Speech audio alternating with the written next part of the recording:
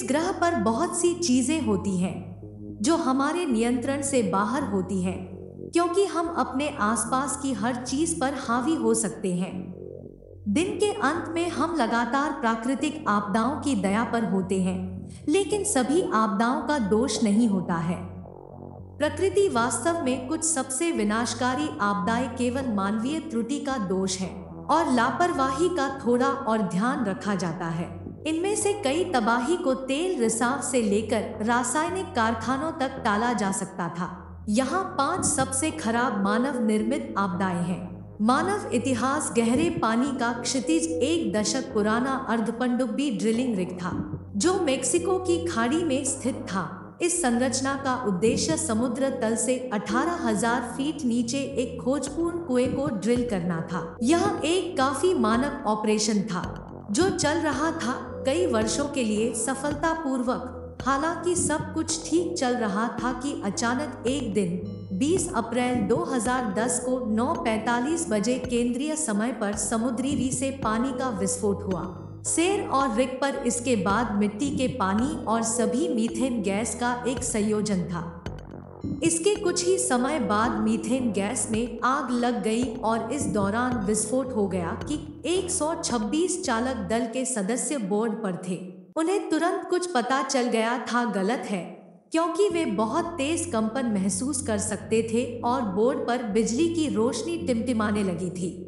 चालक दल के सदस्यों के पास बोर्ड पर 126 लोगों में से संरचना को खाली करने के लिए 5 मिनट से भी कम समय था। 22 अप्रैल के समय तक 11 व्यक्तियों की जान चली गई। रिग समुद्र में डूब गया था जब तट रक्षक ने पाया कि तेल रिग से लगभग 8,000 बैरल प्रति दिन की दर से रिसाव जारी है। 2 रिमोट संचालित पानी के नीचे के जहाजों को कुएं को बंद करने की कोशिश करने के लिए भेजा गया था, लेकिन उन प्रयास असफल साबित हुए। अगले बीपी ने रिसाव के ऊपर 2,80,000 पाउंड का नियंत्रण गुंबद लगाने की कोशिश की, जबकि यह एक ऐसी तकनीक है जो उथले पानी में उपयोगी है। यह यहाँ भी विफल रही। प्रारंभिक घटना के लगभग 3 महीने बाद 15 जुलाई को अंत में कुआं बंद कर दिया गया था और रिसाव को रोक दिया था। जल्द ही जून 2010 में ऊर्जा और वाणिज्य पर हाउस कमेटी ने कहा कि बीपी कॉरपोरेशन को सीमेंट का इस्तेमाल करना चाहिए था और इस तरह से कंपनी को $1,28,000 लागते और अधिक गहन जांच को पूरा करने के लिए 8 से 12 घंटे के बीच का समय लगेगा, जिसमें पाया गया कि 6 अलग-अलग संचालन उपकरण कार्यों और परीक्षणों ने अंततः 2015 बीपी कॉरपोरेशन के जुलाई महीने में विस्फोट से पहले 32 घंटों में विस्फोट किया। जुर्माने के रूप में $18.7 बिलियन का भुगतान करने के लिए सहमत हुए। यह संयुक्त राज्य अमेरिका के इतिहास में सबसे बड़ा कॉरपोरेट समझौता था, जो दुनिया के इतिहास में सबसे खराब औद्योगिक आपदाओं में से एक था। 2 और 3 दिसंबर 1984 की रात को यह उस शाम को भारत में भोपाल स्थित यूनियन कार्बाइड के कीटनाशक संयंत्र में हुआ हादसा। इस घटना में कम से कम 30 टन एक अविश्वसनीय वातावरण में कई अन्य जहरीली गैसों के अलावा मिथाइल आइसोसाइनेट था। वह पे तत्काल आसपास के क्षेत्र में कई झोंपड़ी शहर स्थित थे। कुल मिलाकर 6 लाख से अधिक लोग उस रात गैस के एक घातक बादल के संपर्क में थे। ये विशेष गैसें जमीन पर काफी नीचे रहने की प्रवृत्ति है। अनगिनत लोगों ने यह महसूस करने की सूचना दी कि उनकी आंखें और गले जलने लगे और दुर्भाग्य से गैस रिसाव के बाद के अनुमानों में कई लोगों की जान चली गई। मरने वालों की संख्या 3,800 से 16,000 तक थी और कई लोग अभी भी उस रात से शारीरिक और भावनात्मक निशान भुगत रहे हैं। हालांकि घटना से संबंधित अधिकांश स्वास्थ्य डेटा अभी भी उपलब्ध नहीं है। भारतीय चिकित्सा अनुसंधान परिषद को 1984 तक गैस रिसाव के संबंध में डेटा प्रकाशित करने से मना किया गया था। आपदा पानी के परिणाम स्वरूप हुई थी। मिथाइल आइसोसाइनेट से भरे टैंक में प्रवेश करने से एक रासायनिक प्रतिक्रिया हुई, जिससे तापमान को टैंक में 392 डिग्री फ़ारेनहाइट तक पहुंचने के लिए 2 मुख्य तर्क हैं कि ऐसा क्यों हुआ। पहला यह कि union carbide India limited chemical plant पहले से ही बहुत खराब स्थिति में था और इस घटना से पहले दर्जनों सुरक्षा नियमों को तोड़ा गया था। तर्क का दूसरा पक्ष यह है कि पानी के लिए अपने आप टैंक में प्रवेश करना शारीरिक रूप से संभव नहीं है और मानव प्रयास को एक भूमिका निभानी थी। संयुक्त राज्य अमेरिका में यूसीसी और वॉरेन एंडरसन जो आपदा के समय कंपनी के सीईओ के खिलाफ आपराधिक और दीवानी मामले दर्ज किए गए थे। हालांकि इन मामलों को बार बार पुनर्निर्देशित किया गया था और 1986 से 2012 तक कई बार भारतीय अदालतों में खारिज कर दिया गया था, जबकि प्रारंभिक रिपोर्टों में सोचा गया था कि विस्फोट आतंकवाद के परिणामस्वरूप हो सकता है। कंपनी ने कहा कि यह एक रासायनिक रुकावट का परिणाम था जिसे ठीक नहीं किया गया था। विस्फोटों ने पास की संगवा नदी को काफी प्रदूषित कर दिया। नाइट्रोबेंजीन और बेंजीन सहित अनुमानित 100 टन प्रदूषक बेंजीन के नदी में मिल गया। ल्यूकेमिया से जुड़ा हुआ है बीमारी का कारण हो चुका था, जिसके कारण लाल रक्त कोशिका की संख्या कम हो जाती है। दूषित पदार्थ धीरे धीरे टारटारी की जलद भूमध्य में प्रवाहित होते हैं और फिर अंततः जापान के समुद्र में। विस्फोट के प्रभाव ने भी उस वर्ष 16 दिसंबर को रूस के लिए अपना रास्ता बना लिया। पानी में प्रवेश करने वाली जहरीली स्लीक काब्रोवस्क शहर में आ गई, बशर्ते कि इस स्लिक रूप से पतला हो। लेकिन रूस ने तैयार किया स्लिक के शहर में पहुंचने से पहले अतिरिक्त कुओं को खोदकर और साफ पानी का भंडारण करके थे।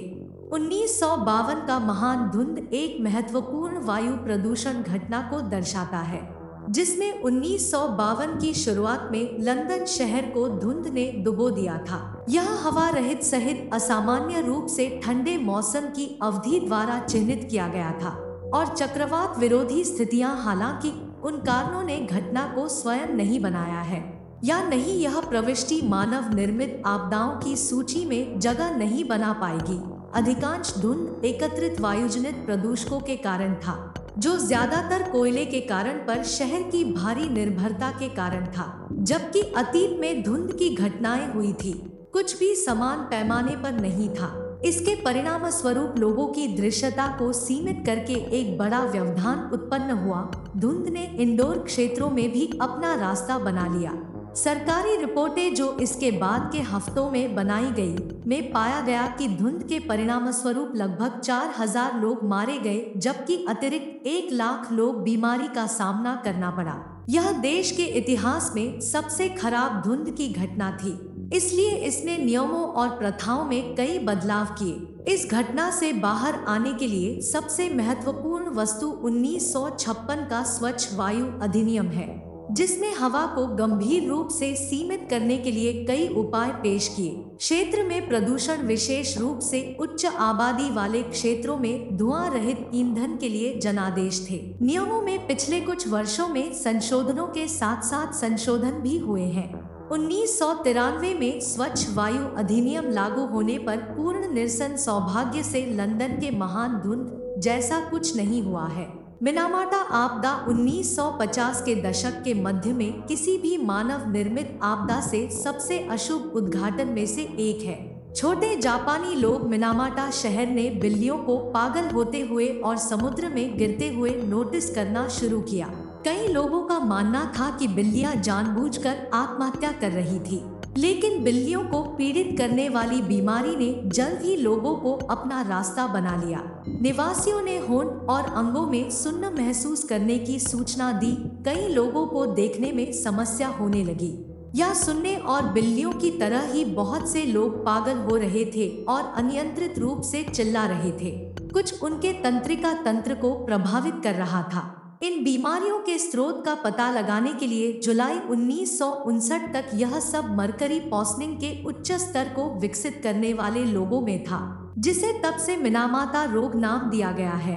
तत्काल ध्यान संचालित करने वाली एक विशाल पेट्रोकेमिकल संयंत्र की ओर गया आईएसओ कॉरपोरेशन, जो मिनामाता खाड़ी में बड़ी मात्रा में मरकरी डंप कर रहा था। जब मछुआरों ने चिसो कॉरपोरेशन का विरोध किया तो निगम ने लोगों को इन दस्तावेजों पर हस्ताक्षर किए। जिसमें कहा गया था कि कंपनी व्यक्तियों को उनकी बीमारियों के लिए क्षतिपूर्ति करेगी, लेकिन वे किसी भी वर्तमान या भविष्य के दायित्व को बहुत अधिक स्वीकार नहीं करेंगे। नगरवासी मानते हैं कि यह मुआवजे की किसी भी राशि को प्राप्त करने का एकमात्र तरीका होगा। 2004 में चिसो कॉरपोरेशन मिनामाता के आसपास के पानी को जहरीला करने का दोषी पाया गया। 1968 तक की गई कागजी कार्रवाई पर हस्ताक्षर किए जापान के सर्वोच्च न्यायालय ने सरकार को 71.5 मिलियन येन का भुगतान करने का आदेश दिया, जो लगभग 703 मिलियन अमेरिकी डॉलर आता है, मिनामाता के रोग पीड़ितों के लिए। 2010 में मिनामाता के रोग पीड़ितों को चिसो कॉरपोरेशन पीड़ित लोगों के लिए मासिक चिकित्सा भत्ते में अतिरिक्त 2.1 मिलियन डॉलर का भुगतान करने का आदेश दिया गया था। और उन सभी दशकों के बाद भी उस छोटे शहर को अभी भी एक कंपनी की लापरवाही का प्रभाव महसूस होता है। अगर आपको वीडियो पसंद आया तो आप वीडियो को लाइक करेंगे। अगर आपको वीडियो लाइक करते हैं तो आप इसे शेयर करेंगे।